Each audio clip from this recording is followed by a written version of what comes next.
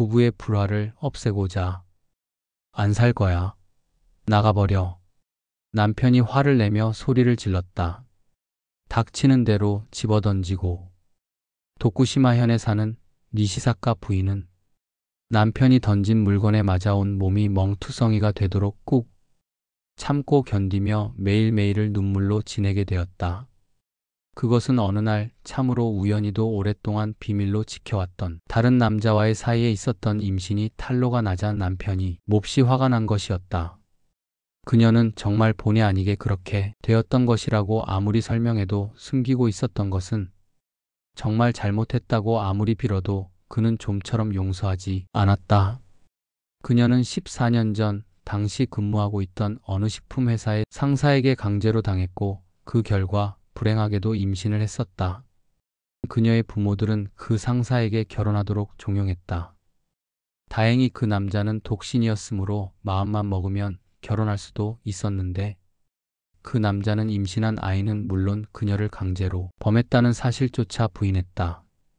이런 복잡한 관계도 있고 해서 그녀는 어머니를 따라 병원에 가서 중절 수술을 받았다. 그때는 이미 5개월째였다. 꼭 13년 전 일이었다. 그런 일이 있은 뒤 3년째 되던 해의 중매로 지금의 남편과 결혼했고 곧 딸을 낳았다. 7년 전 두 번째 아이를 임신했을 때 남편이 부상을 당해 실업 상태여서 중절을 했었고 5년 전에 아들을 낳았다. 13년 전의 중절이 이제야 탈이 난 것이다. 그녀 부부는 옆에서 보기에도 금실이 좋았고 실제로 서로 아끼고 사랑하는 부부였다. 그런데 우연히도 아닌 밤중에 홍두깨격으로 13년 전의 중절 사건이 남편에게 탄로난 것이다. 남편은 그녀의 과거를 용서하지 않았고 부부 사이는 날이 갈수록 금이 가기 시작했다. 마침내 이혼 문제까지 대두되었다. 그로부터 두 부부는 한 지붕 밑에 살면서도 마치 남남처럼 지냈다. 드디어 남편은 나가 살게 되었고 결혼 후에 딱 끊었던 외도를 다시 시작하게 되었고 여자까지 생기게 되었다. 그녀는 진심으로 남편을 사랑하고 있었기에 이혼할 생각은 없었다. 더구나 두 아이와 헤어진다는 것은 생각할 수도 없는 일이었다. 그럴 즈음 그녀는 아는 사람에게서 13년 전의 중절아와 7년 전 중절아의 탈일지도 모른다는 말을 듣게 되었다. 그녀는 두 중절아의 천도를 시작했다. 보름, 한 달, 두 달이 지났다. 그 사이 남편의 태도에 변화가 생기기 시작했다. 그녀는 효험이 있음을 확신하고 더욱 열심히 했고 사경도 시작했다. 애들 데리고 바람이나 쐬러 가지. 어느 날 남편의 느닷없는 말에 그녀는 놀랍기도 하고 기쁘기도 해서 눈물을 흘리며 감격했다. 그녀는 탈이 가장 심한 13년과 7년 되는 두 아이의 영장을 받았던 것이다. 부부의 불화를 자력으로 천도해서 영장을 없애고 다시 가정의 평화를 찾은 것이다. 낙태아와 무주 고운천도. 영가의 세계는 우리의 눈에 보이지 않는다. 그러므로 많은 이들이 영가의 천도에 대하여 등한시하거나 무심하게 지내버린다. 그러나 영가의 장애는 뜻밖에도 많이 일어나고 있다.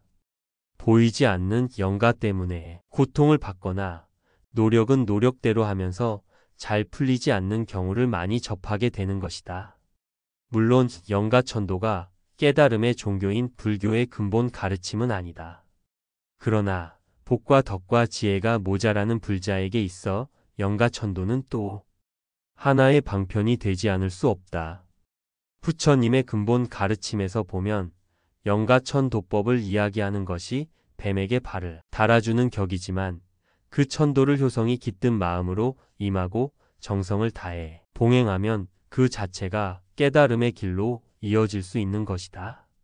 또한 갈 길을 잃어 방황하는 영가를 좋은 세상으로 인도하는 것은 어찌 보면 나와 내 주변을 다스리는 아주 중요한 수행이 될 수도 있다.